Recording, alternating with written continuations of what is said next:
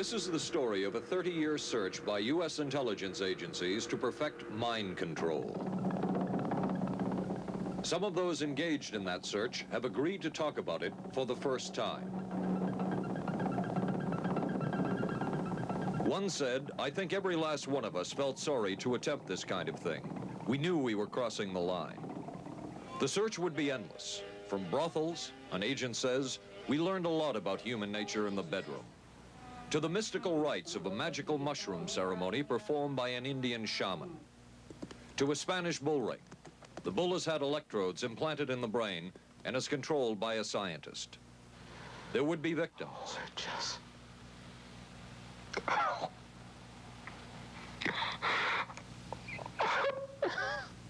One intelligence agency tried to peel this man's mind back to reveal its deepest secrets. I'll live through it. I'll live through it. This man worked on some of these programs. He would write of his work, "It was fun, fun, fun." This is the story of the search for mind control. ABC News Close-Up, Mission Mind Control. With ABC News correspondent Paul Altmaier. Flight 217, now boarding at 8. Mark? Anne. It's been ages. Can I buy you? Allow me. 2 Michelob Lights. Michelob makes a light beer? Perfect. The good taste of Michelob Light. Don't just compare it to other light beers. Compare it to your regular beer. It's that good. You always did go first class. Your ticket to San Francisco. Thank you. San Francisco? You too?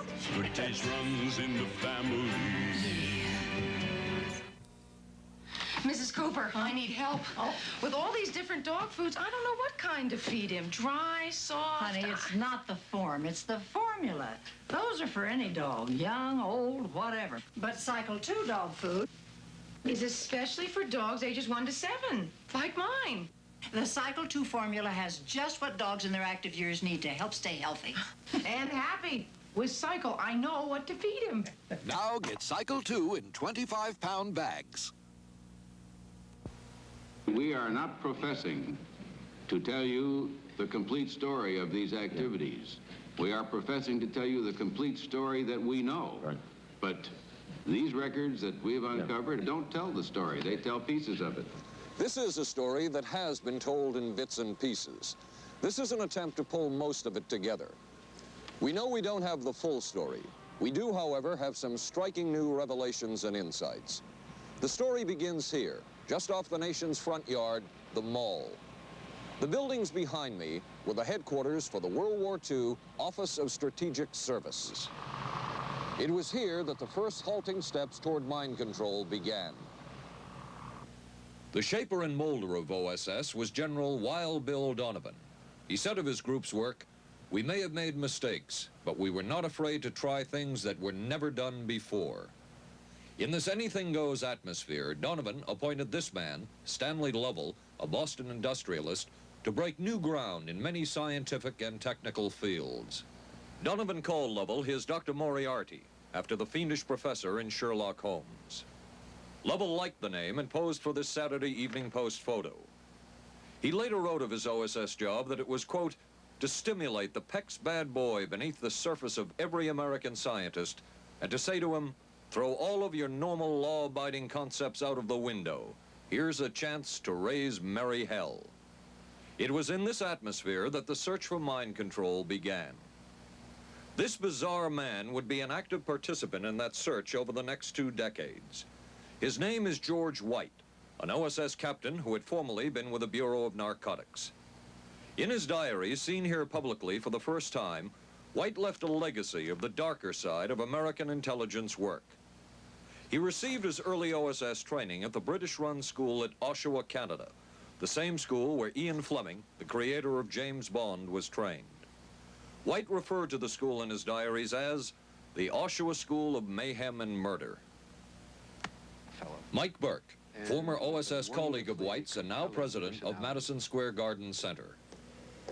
Very compelling fellow, mysterious fellow, almost mystical fellow. He was fascinating because you knew something about him, but not enough about him to really get a fix on him.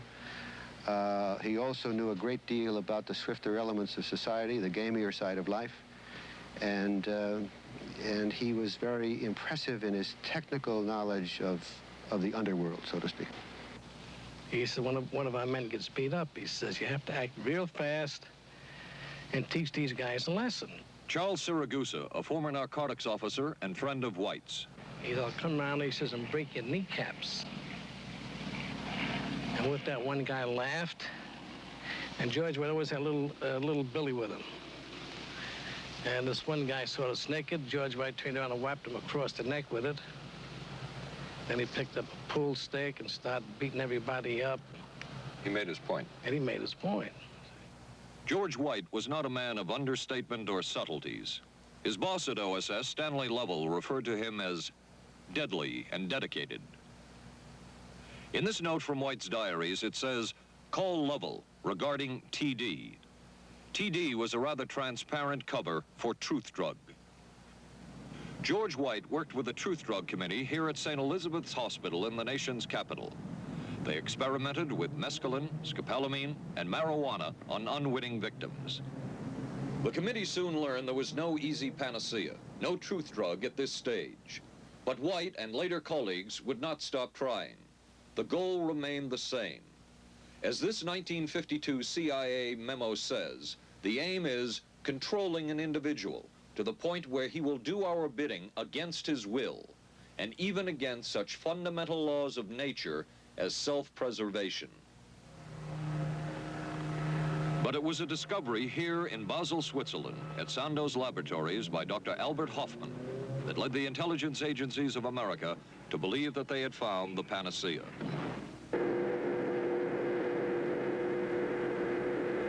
The discovery was lysergic acid diethylamide, LSD. The film that you see is considered by many experts to be the closest illustration of the effects of a hallucinogenic. It was one of the first times that anybody had run into a powerful drug that was different than anything else that they knew anything about. John Gittinger, recently retired chief psychologist for the CIA. This is the first time Gittinger has been interviewed publicly. We could disable a whole city by putting a very small amount on a water supply. After all of these years of us, those of us who were involved in looking for this secret drug, this was the only thing that began to look for the first time like it might be something like that. The CIA's interest in LSD was intense. The worry was that the Russians would get hold of it. Were the Soviets into LSD? I'm going to have to say I'm sure they were, but if you ask me to prove it, I've never seen any direct proof of it. But at one point, intelligence information received from Switzerland said that Sandoz Laboratories was about to put 100 million doses of LSD on the open market. And it caused enough concern within the agency that the United States was prepared to buy the entire supply. However, a slight mistake had been made. The mistake is made public for the first time. I just found out on a new CIA document that there were no such large quantities of LSD on the market.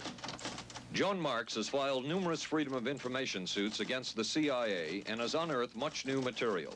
He is the author of The Search for the Manchurian Candidate, a history of intelligence agency work with mind control. He is a consultant for this report. What happened is that there was a military attaché in Switzerland, an American officer, who got milligrams and kilograms mixed up. In other words, he made a mistake of thinking 1/1000th of a gram was the same as 1,000 grams, which is a mistake of 1,000,000 times. So when the CIA got the intelligence that there were 100 million doses on the market, in fact, there were 100 doses. The man who would oversee the CIA's research into drugs and most of the agency's behavior programs is this man, Dr. Sidney Gottlieb, a chemist. Dr. Gottlieb declined ABC News' request for an interview. In their never-ending search for the miracle weapon, CIA operatives searched here in the remote mountain areas of southern Mexico for what up to then had been considered a myth, magic mushrooms. They used this man, a part-time chemist with the CIA, to dupe this man, a vice president of a bank, and an amateur mycologist or mushroom expert to try to get to the magic mushrooms and turn them into a drug. But it would be the amateur, R. Gordon Wasson and his colleagues, who would win the race and develop the drug psilocybin from the magic mushrooms. We went into the Mazatec area, far from the highways, remote from Mexico City. There we found that rotten bagasse, as it's called, bagasso, covered with mushrooms. These mushrooms I didn't know, had never seen. They were the sacred mushrooms. Wasson would also discover and record the ancient mystical rites of the mushrooms from a local shaman or magical priestess, Maria Sabina. And we were seeing incredible sights. They would go slowly or they would go fast as I ordained. All your senses are rendered acute. We say that you see visions, you see hallucinations, but that doesn't begin to tell the story. The hallucinations are only part of it. You hear sounds, you smell things. The night was thrilling. Word of Wasson's discovery reached the CIA quickly. Dr. James Moore, a University of Delaware chemist, secretly served the CIA preparing deadly chemicals on short notice. Moore was instructed to get close to Wasson and accompany him on another trip to Mexico to get the magic mushrooms. Internal documents show the CIA felt a drug derived from the mushrooms could remain an agency secret. What in the world were they looking for with the magic mushrooms? I think the best answer to that is that they were looking for fundamental information on compounds that would be capable of causing changes in behavior, changes in mental attitude. Did you ever consider what would have happened if any of these substances were given to, say, unwitting people? Oh, I don't remember having considered that specifically. What if you, I trust perhaps you've thought about it. Well, I haven't worried about it. Your question again, what would I have thought had I known that any of these substances would have been given to unwitting persons? You mean a hostile agent of another government? No, I mean that was probably one of the things I had in mind. I mean testing it out on an American citizen. I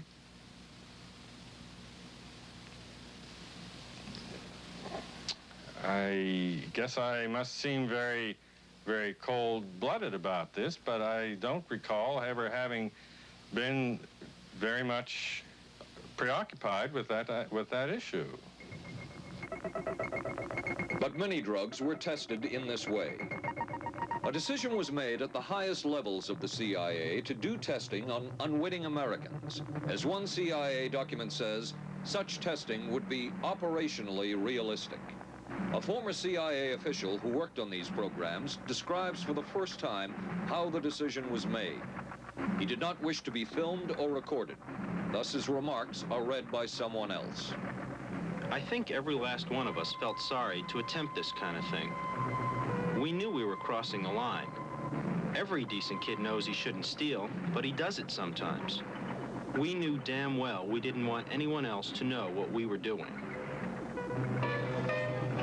The decision was made to do testing on unwitting victims. It was decided they should be on the fringes of society because they were most vulnerable.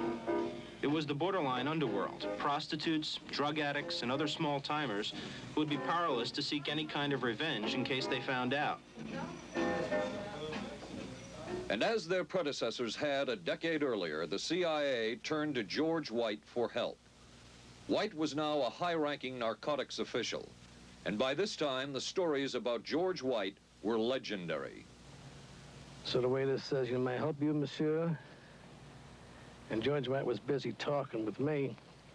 He paid no attention to the waiter, so the waiter tapped him on the shoulder, says, "May I help you, monsieur?" George White turned around, whipped his gun out, and stuck it in the guy's face like this in this crowded restaurant. George White did not mind bending the law, and he knew the street well. He was the ideal choice for what the CIA had in mind. We were Ivy League, white, middle class. We were naive, totally naive about this, and he felt pretty expert. He knew the whores, the pimps, the people who brought in the drugs. White set up so-called safe houses for the CIA in New York, here in Greenwich Village, and later in San Francisco, in this hotel, and in an apartment atop Telegraph Hill with a commanding view of San Francisco Bay. While the existence of these safe houses was disclosed last year, details of what took place within them has not been told. A former CIA official who worked in the safe houses reveals that they were used not only for drug testing, but to study sexual behavior and how it could be used to manipulate people. We did quite a study of prostitutes and their behavior. How do you take a woman who is willing to use her body to get money out of a guy to get him to talk about things which are much more important, like state secrets?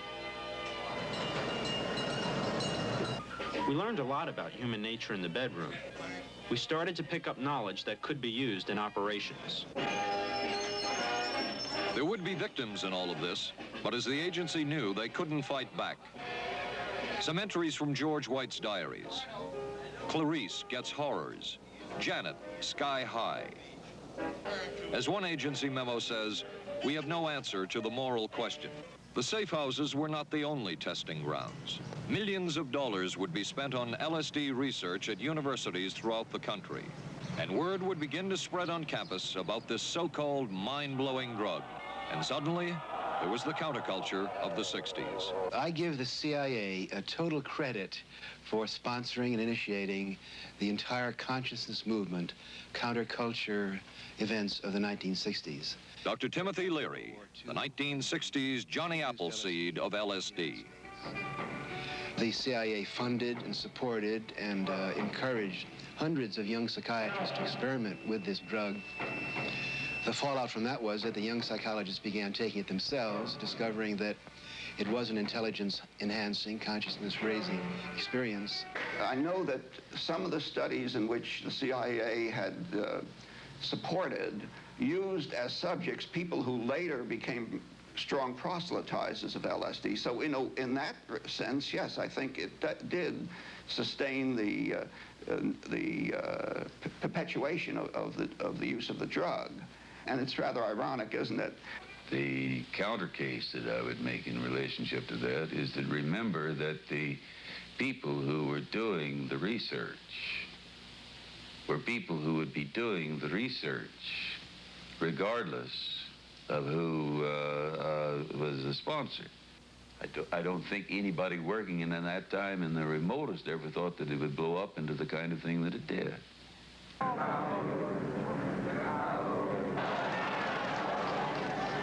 History will judge the role of the CIA and other intelligence agencies in unwittingly contributing to the counterculture of the 60s through their intense interest in LSD and other hallucinogenics. But for the moment, at least, the argument can be made that the CIA helped usher in the age of Aquarius.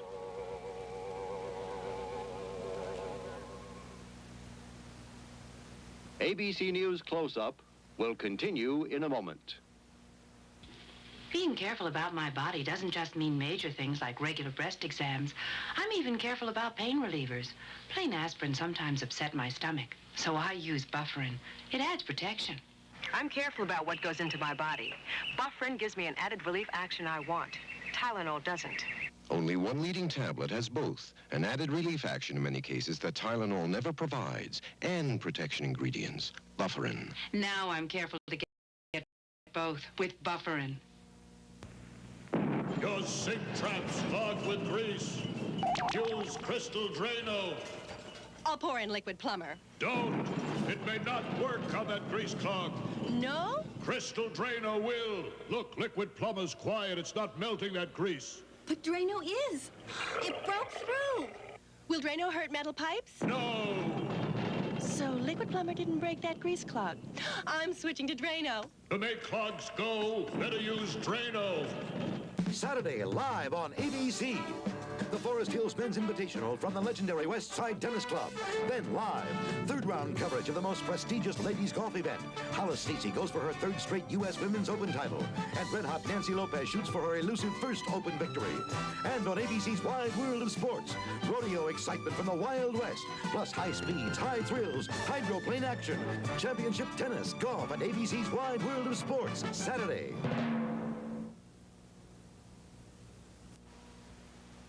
Wednesday on 8 is Enough. We got the buggy fever. The Bradford girls go disco crazy. Hey, hiya, hun.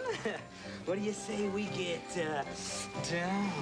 And the summer's off to a red-hot start. And Charlie's Angels play the horses. I want to be a jockey. But end up in a dead heat with death. Then, the ghost of Jack the Ripper haunts the back streets of Vegas.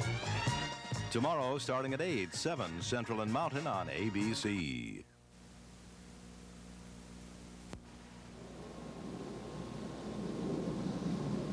Covering a span of history such as we are in this report, one can get sidetracked by the so-called glamour and mystery of espionage work or by the exotic qualities of some drugs. But what you can't lose sight of is what all of this would mean in terms of individual human beings.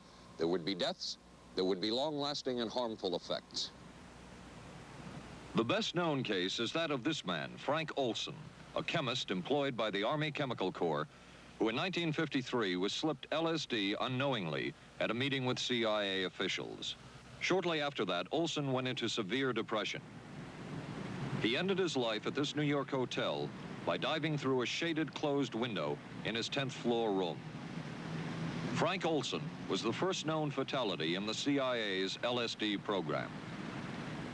Olson left behind a widow, Alice, and 3 children, but it would be years before they learned the real story of his death.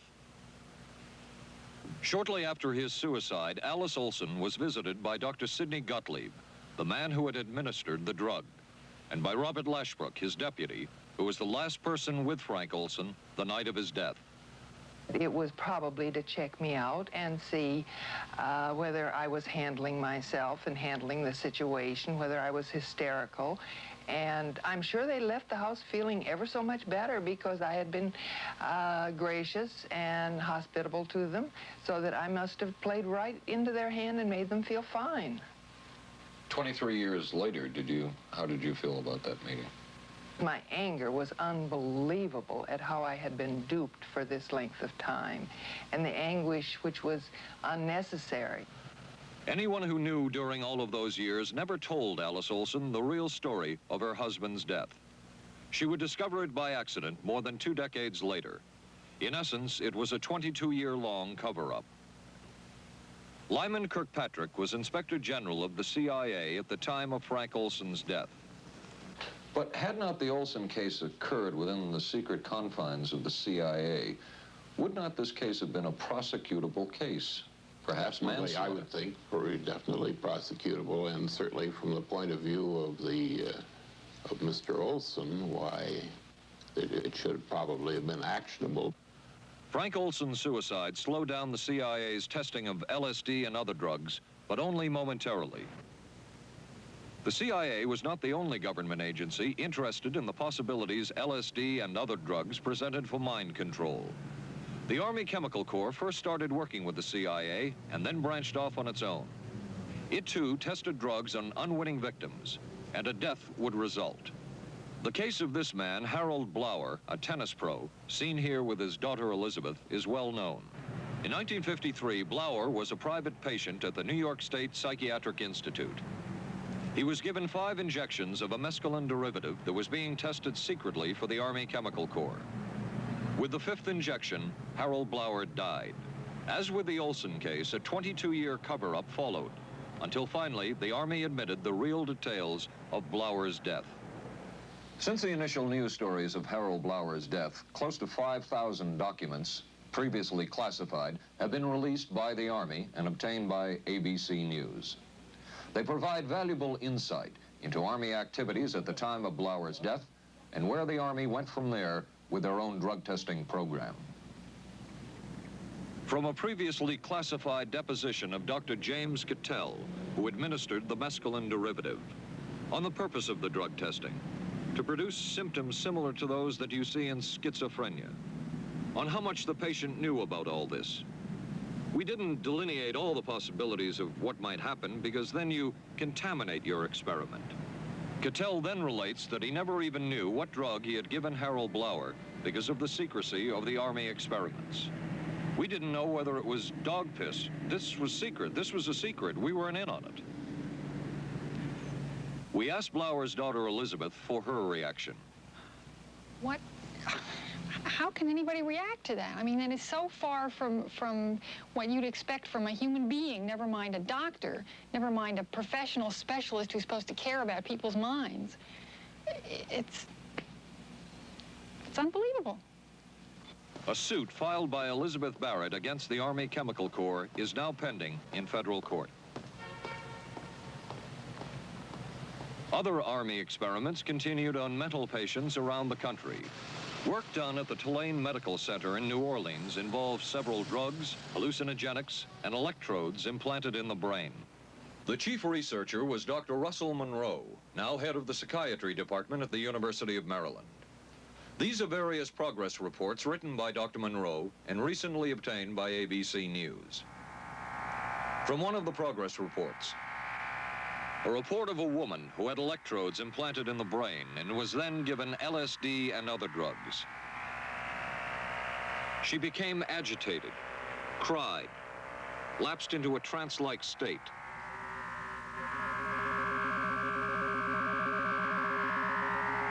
Felt as if she were about to have a convulsion, experienced waves of darkness and light, had bizarre sensations in her neck and legs, said somebody was trying to manipulate her body. At this point, Dr. Monroe wrote that the woman was obviously having paranoid ideas. As a layperson, perhaps you can enlighten me. What therapeutic effect would the type of experiment that I just described have on a patient? Well, the therapeutic effect would be indirect. Was this patient aware that she was being given LSD? Yes, I mean, they were told that they would be given some medication, and they specifically LSD? Well, we told them, I don't think that they would have even known what LSD was then at the time. They were told that they were going to they would be given some medications which might make them feel worse. Dr. Monroe, what do you think the Army Chemical Corps was looking for in all of this testing? They were looking for an incapacitating agent, an agent that would not harm the person permanently, but would incapacitate them temporarily. That seemed like a humanistic way to wage a war, if war is necessary. When James Thornwell was given LSD by Army intelligence in 1961, this time it was no experiment. This time, the express purpose was to peel back Thornwell's brain to bear any secret within it. This time, the Army had gone operational. Thornwell, as reported on ABC last January, was an Army private stationed in Orléans, France. Classified documents were missing from his unit. Thornwell became a suspect. His 2.5-month interrogation included administration of sodium pentothal, hypnosis, isolation, and deprivation of sleep. Army documents obtained by ABC News refer to this interrogation as conventional. Despite the severe questioning, Army intelligence was getting nowhere with Thornwell, and it was decided to slip him LSD. For 16 years, Thornwell never knew what had hit him. Tell me about the acid. I'd rather not. It's a bad trip. It's a bad trip. That was a bad trip. The pain was so excruciating. Felt like somebody was sticking me with 1,000,000 pins. You know, just everywhere. Oh, it just... Oh.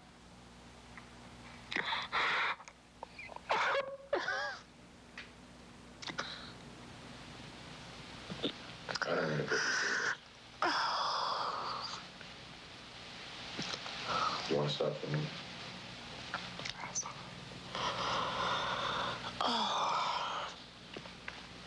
I walked around. What's up?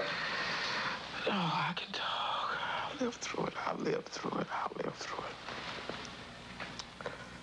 No charges were ever brought by the Army against Thornwell. He was discharged for psychological disorders. But an Army psychiatric evaluation of Thornwell obtained by ABC News, one which was done prior to Thornwell having been given LSD, says of him, fairly cooperative, oriented, alert, and gave no evidence of psychosis or depression. From the Army's point of view, this type of LSD interrogation was a success. Other documents refer to the exploitability of interrogation subjects, cracking them, keeping them off balance mentally, and providing an economical, speedy, and productive aid to interrogation. From James Thornwell's point of view, it was no success. Thornwell still has serious problems. He's run through 2 marriages. He maintains he can't hold a job, can't concentrate, has nightmares, and feels socially and emotionally isolated. Last fall, Thornwell filed suit against the government in federal court. In a moment, we will examine the closest experimentation to brainwashing that we have uncovered.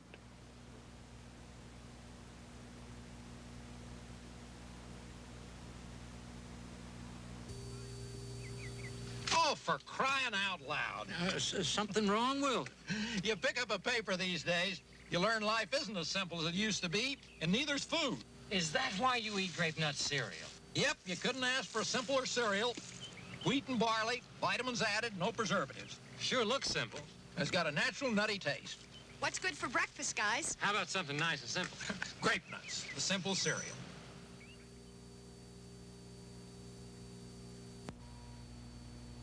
Maxwell House's coffee you can count on. Maxwell House. Good to the last drop. Maxwell House is good every time. Maxwell House is good coffee. Good to the last drop. Maxwell House. Maxwell House, coffee you can count on. Always smells good, always tastes good, always good to the last drop. Maxwell House is good news. Good to the last drop. Maxwell House. ABC News Close-Up will continue in a moment. Special baseball. The Yankees take on the Angels Friday night on ABC. This is a heavy-duty stick-up, and this is a good place for it. New heavy-duty stick-ups from Airwick for small places with big odors. This is David Shoemaker in the news at this hour. District police have charged a young Northeast woman with the weekend kidnapping of that day-old baby. Sources say the woman was pregnant and afraid she'd lost her own child in the accident, and that's what motivated the kidnapping. 'Twas the night before Skylab, and we'll have the latest on its fate and ours. Testimony before Congress today on battered wives. Some of the victims are battered wives. A rock and roll star put on probation for income tax evasion. The condition is he must put on 1,000 hours of concerts for charities. And we'll be talking with a local teenager who won a gold medal at the Pan Am Games. Join us at 11. Reach for the sun. Hello, sunshine. Reach for the sun. Hello, sunshine. Hello, Mountain Dew. Nothing else tastes or feels quite like Mountain Dew, or goes down as smooth like a soft breeze on a lazy afternoon. Reach for the sun. Reach for Mountain Dew.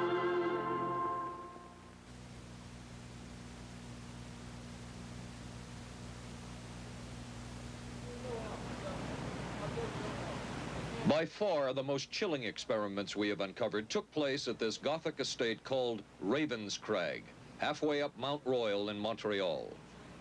It houses the Allen Memorial Institute of Psychiatry of McGill University. It was here that the CIA funded a series of experiments, severe experiments. The work was done by the Institute's then director, Dr. Ewan Cameron.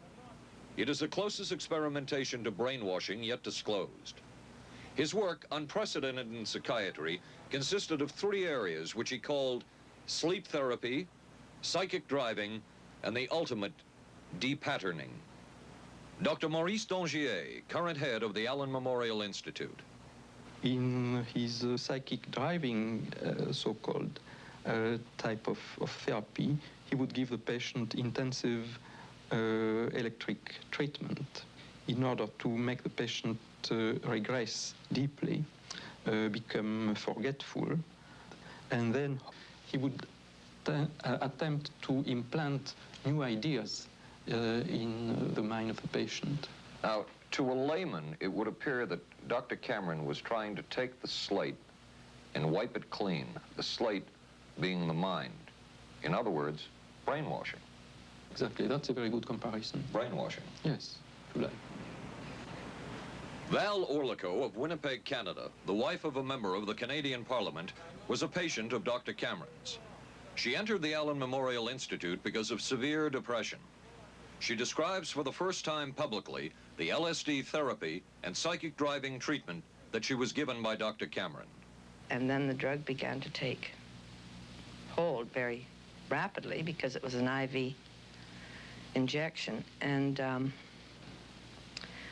things became very furry and very frightening, and had a lot of sensations that it's very difficult to recall.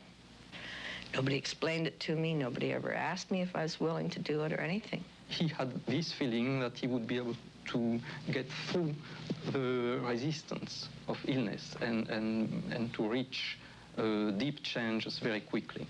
Did he?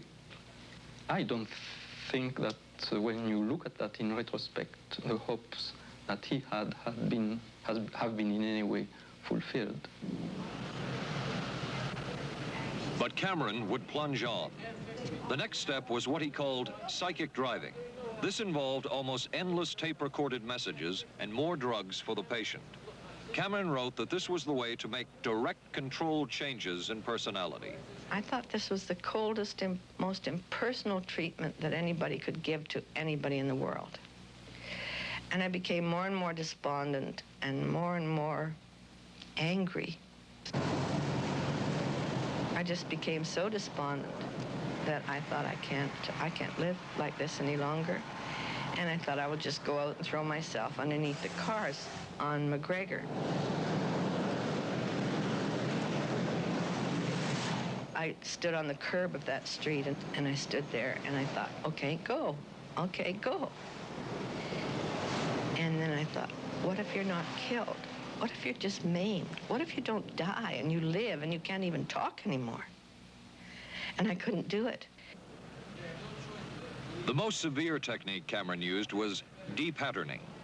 He described it as breaking up the existing patterns of behavior by means of intensive electroshock therapy with prolonged periods of sleep.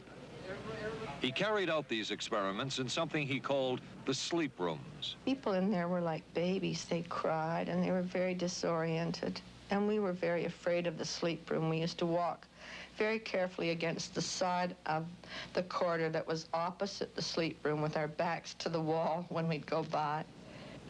Cameron used this combined sleep electroshock treatment on patients as long as 30 days. One patient he kept asleep for 65 days.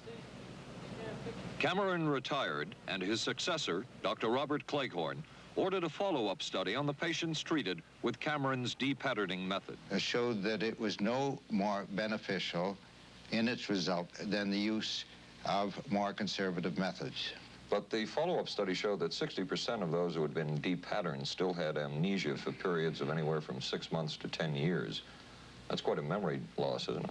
That is a memory loss. Indeed it is. It's I think, more than desirable. In retrospect, does Dr. Cameron's experimentation and his treatment appear harsh? I would say yes. I mean, this forceful type of approach that I was describing to you is definitely, it can be said that it's harsh. I wouldn't call it harsh. I would say it was harder on the staff than it was on the patients, because these people had to be fed and they had to be cared for and they had to be given sufficient fluid and food and toileted and so on and so forth. It was a very difficult thing for the staff to follow these patients properly and see that they did well. Well, I'm glad he was concerned for the staff. But damn it all, I wouldn't. I could have maybe had a different kind of life. And that makes me angry and sad, and I don't know how to explain how I feel, really. I just. How did you feel when you learned that Dr. Cameron's experimentation was financed by the CIA? Well, I thought, oh, I can't even use the word that I thought, because I thought, that bastard. And he was too smart. He knew who he was working for. And, excuse me, but I just, I just can't, sometimes I can't believe it, and yet I know it's true. If you had the opportunity to say something to the people at the Central Intelligence Agency who financed this study, what would you say? I realize the CIA is a very important organization, and they have a very important job to do. But God, it surely doesn't have to be done on people who are totally incapable of knowing what's happening or having any defense against it. And I can't imagine the mentality of people who would do this. I just can't. As for Dr. Cameron, he died in 1966 while mountain climbing. A colleague wrote of Cameron, "For him, the ends justified the means. And when one is dealing with the waste of human potential, it is easy to adopt this stance." Dr. Cameron seemed ideally suited for what the CIA had in mind.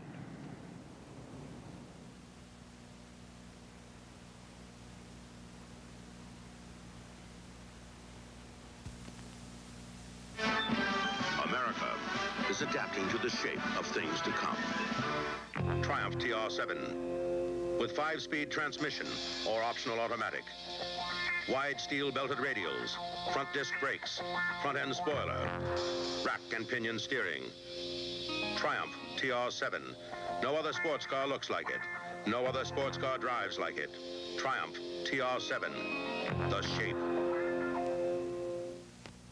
Hey, don't worry. They just got lucky. I'm sorry. I let us down. Forget it. We'll beat them next week. No, I really let us down. Come on. How about a Michelob Light, huh? Michelob makes a light beer? Sure. The good taste of Michelob Light. Don't just compare it to other light beers. Compare it to your regular beer. It's that good. This Michelob Light is great. Hey, you know what our real problem was today? Yeah, you were terrible. Good taste runs in the family.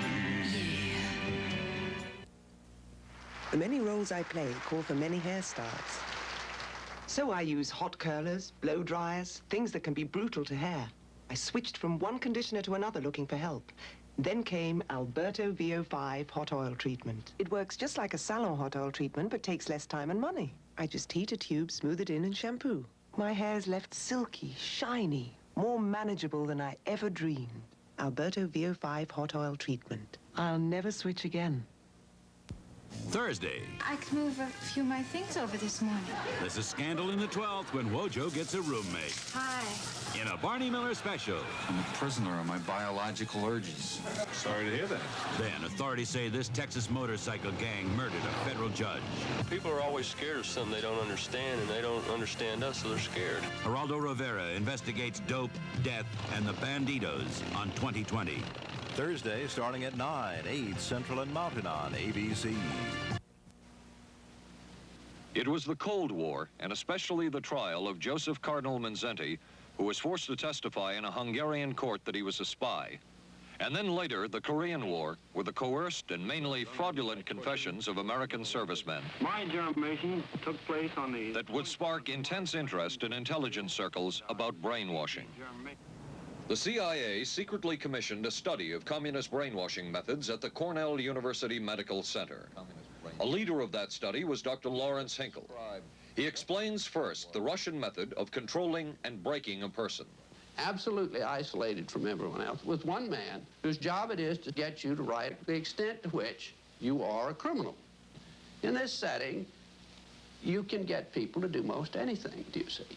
Because you don't have to lay a hand on them. And by the time you get through and you go up before the judge, the fellow says, "Were you a spy?" He says, "Yes, I was a spy."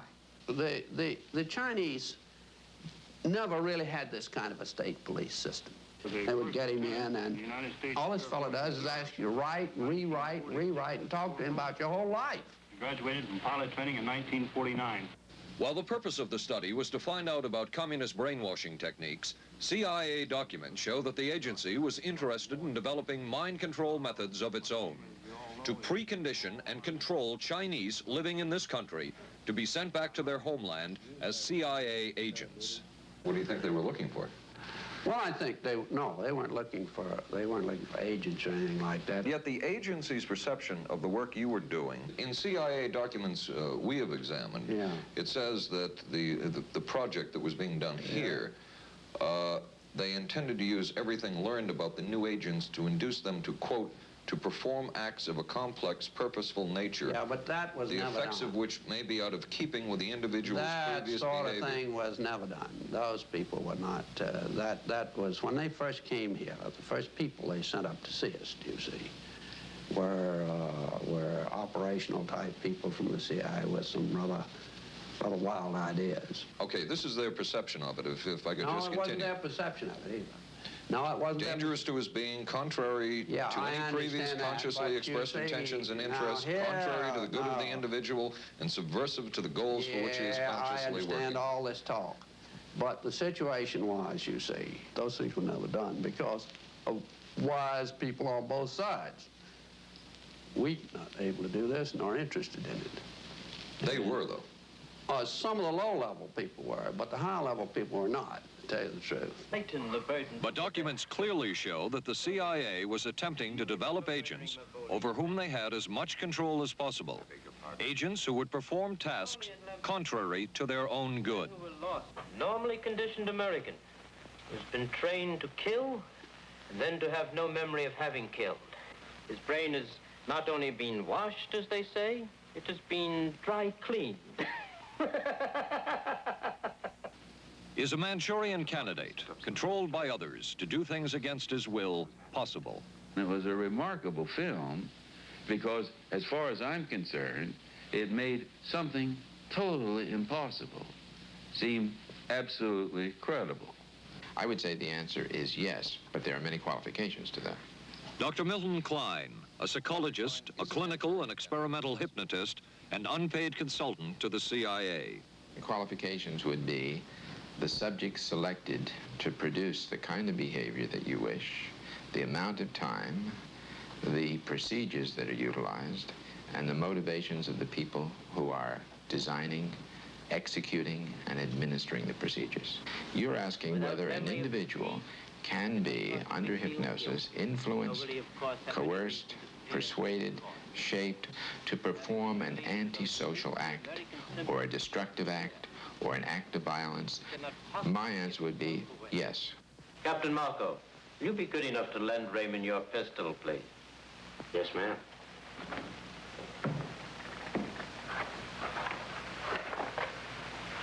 Thanks, Ben. Sure, kid. Shoot Bobby, Raymond. Through the forehead. Yes, ma'am.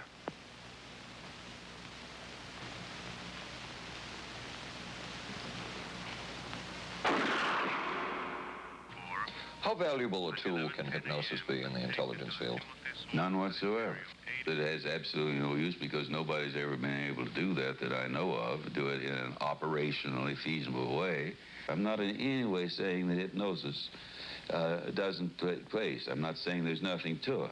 I would say that most government agencies concerned with intelligence operations have been looking to hypnosis as a tool for a variety of purposes, one of which is to carry out and to execute certain intelligence operations on a basis where they would not have to rely completely on some of their own emotional reactions.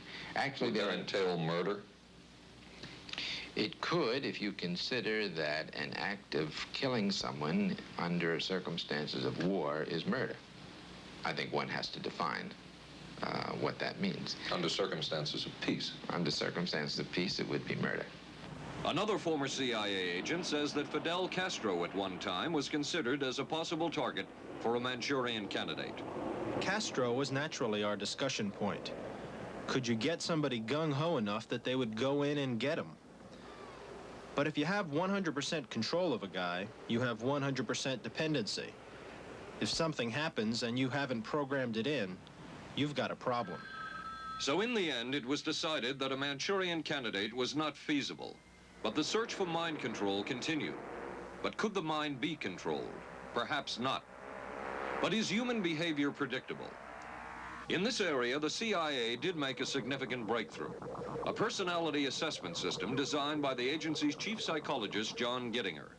It comes close to being able to predict how humans will behave. It's really a descriptive system, an attempt to try to describe personality in a relatively systematic way so that hopefully you can get some kind of an idea to predict what the behavior between different kinds of individuals.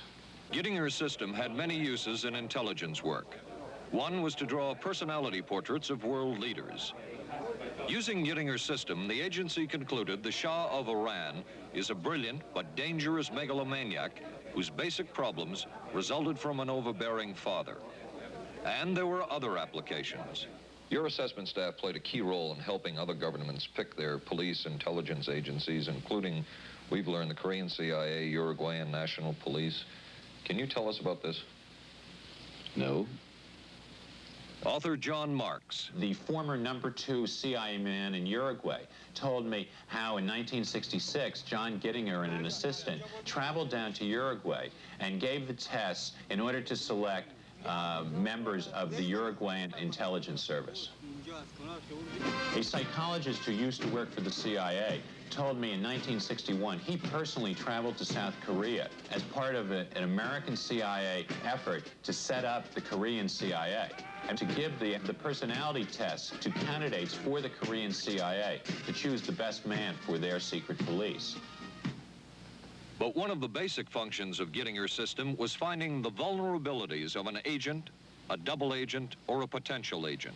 In its applicability to intelligence work, isn't the PAS system looking for a person's soft spot?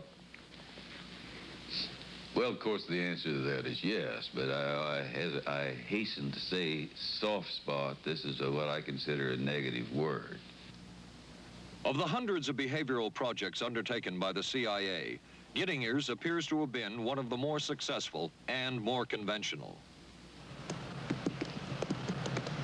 Other experiments were not as conventional. Neurophysicist Dr. Jose Delgado was financed by the Office of Naval Research. In this experiment, the bull is sedated.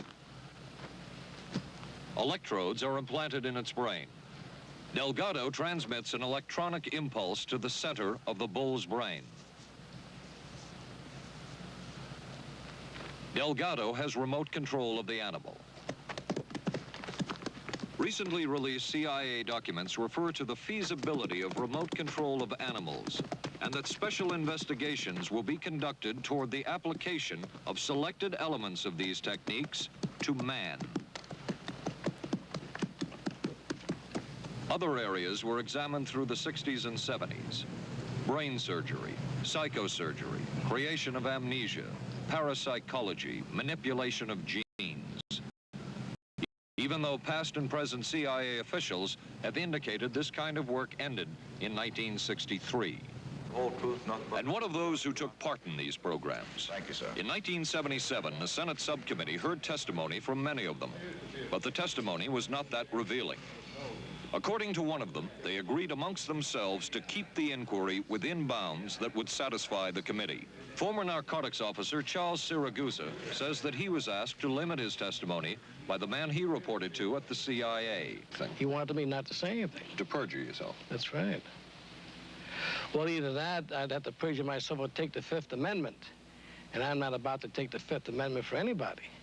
Okay. Former CIA chemist Robert Lashbrook testified he had no first-hand knowledge of the agency-run safe houses when, in fact, he supervised one of them. There was very little... And according to George White's diaries, was at a safe house when White conducted what he called an LSD surprise experiment. Dr. Sidney Gottlieb, whom we recently filmed near his California home, oversaw many of the CIA behavioral programs. He retired in 1973 and destroyed the records of this work. In sort of a valedictory letter, Dr. Gottlieb wrote that he and his colleagues had been able to maintain contact with the leading edge of developments in the field of biological and chemical control of human behavior. Dr. Gottlieb also testified before the Senate subcommittee, but from an anteroom where he could not be filmed because of what his lawyer termed health and cardiac problems. Dr. Gottlieb declined ABC News' request for an interview. And what of George White, the man who helped the agency in so many of its programs? He would retire here to Stinson Beach, California. And shortly before his death, he wrote to his boss at the CIA, Dr. Sidney Gottlieb, and summed up his career by saying, "It was fun, fun, fun. Where else could a red-blooded American boy lie, kill, and cheat, steal, deceive, rape, and pillage with the sanction and blessing of the All-Highest?" Has mind control been achieved? From all of the available evidence, it appears doubtful. The human will has prevailed up to this point. But as we have seen, work is continuing in this field, work that we still don't know very much about. How deeply are the Russians and other dictatorships into all of this? We really can't say, and the CIA is reluctant to give out information about it. But the basic question remains, what place does all of this have within a democracy? One final point should be made. As one of the persons who worked on these programs told us, we are very capable, conscientious, and very dedicated scientists working for our country. Their work speaks for itself. This is Paul Altmeyer for ABC News. Good night. Here's a great idea. Potato peeler? Nope. Hair curler. It's Vanish Bowl Freshener. Freshness in a snap. Snap it under the rim and it freshens 2 ways. It's always there to freshen. Then when water hits it, extra deodorizer and detergents are released, working best when and where you need it. When the bowl's fresh, the bathroom's fresher. Snappy idea. Vanish Bowl Freshener. Vanish for a cleaner bowl and a fresher bathroom. What do doctors recommend for pain today? This report shows doctors' #1 choice is the pain reliever in Anacin. 5 million recommendations last year for pain of headache, backache, minor arthritis, and muscle ache. The ingredient in Anacin is the doctor's #1 choice. Anacin is strong, a special combination of medical ingredients free of stomach upset for millions everywhere. The ingredient in Anacin, doctor's #1 choice.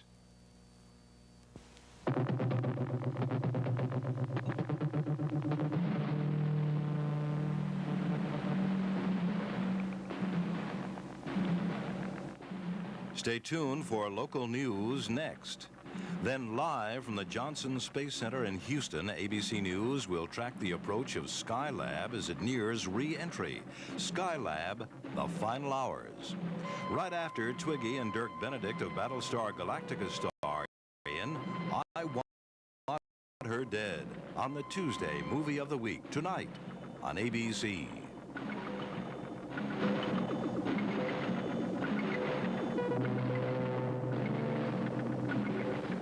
This has been a presentation of ABC News.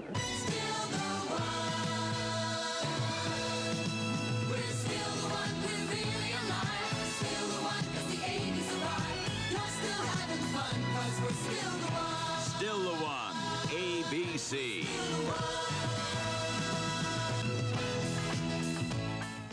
Skylab nears its final orbit. An arrest in the kidnapping of that newborn baby. A rock star sentenced for income tax evasion, and a local gymnast talks about her winning performance in San Juan. News 7 is next. We were concerned about our monthly electric bills, so we called Pepco for help. They sent us this energy-wise home audit. Just take a few simple measurements and answer the questions. Then mail them back to Pepco. Then Pepco will, free of charge, analyze your home's energy use and send you back a list of recommended changes to help you save money on your bills. Write today for Pepco's energy-wise home audit to help